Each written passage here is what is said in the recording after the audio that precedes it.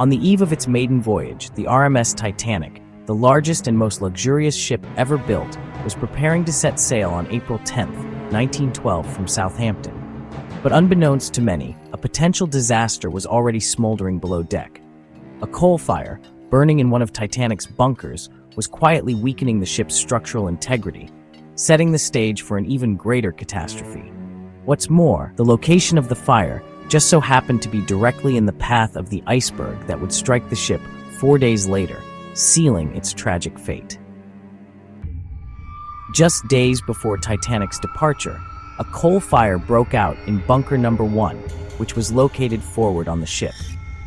Coal fires, though not unusual on large ships of the time, were often a result of spontaneous combustion, where pockets of coal would ignite due to the heat generated during the storage and transport process. This particular fire was serious enough to require the attention of the crew, who worked tirelessly to manage it. The fire was controlled by removing the burning coal and spreading water over the affected area, but it was never fully extinguished. The fire continued to burn for several days, possibly until Titanic's fateful departure. Some accounts suggest that the heat from the fire was so intense that it raised the temperature of the steel and rivets in the surrounding hull area, potentially weakening them. The proximity of the fire to the forward sections of the ship meant that the heat was concentrated in critical areas of the Titanic's hull, places that would later be the site of the iceberg impact. Titanic was built using a mixture of steel and iron, which was commonly used in shipbuilding during the early 20th century. However, the steel used in Titanic's hull has been criticized for its low quality, which was particularly evident in the rivets that held the ship's plates together. The rivets, in particular, were made of wrought iron, which was more prone to fracture under stress compared to the tougher steel that would later become the standard in shipbuilding. As the coal fire burned in Titanic's bunkers, it is believed that the intense heat could have had an effect on the ship's steel and rivets. Steel weakens at high temperatures, and the sections of the ship near the fire would have experienced a decrease in strength. The rivets, in particular, could have become more brittle, making them less able to hold the steel plates in place when the ship was later struck by the iceberg. This could have contributed to the severity of the hull breach. On the night of April 14, 1912, Titanic collided with an iceberg at high speed. The ship's hull was torn open along the starboard side, creating a series of gashes that flooded multiple watertight compartments, leading to the ship's eventual sinking.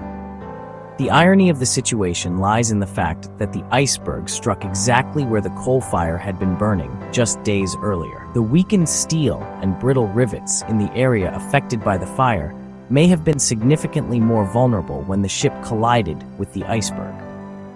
While it's impossible to say with certainty whether the fire directly contributed to the ship's inability to withstand the collision, many experts believe that the fire, combined with the inherent weaknesses in the steel and rivets, may have exacerbated the damage.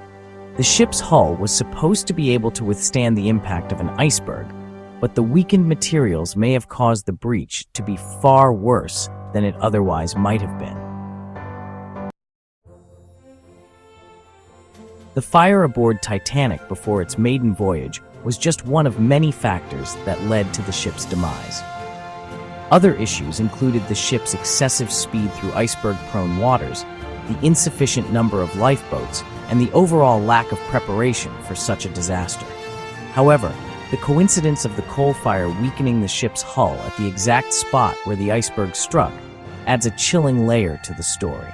Had the fire not been present, or had it been properly extinguished, the ship might have fared better in the collision, potentially preventing the catastrophic loss of life.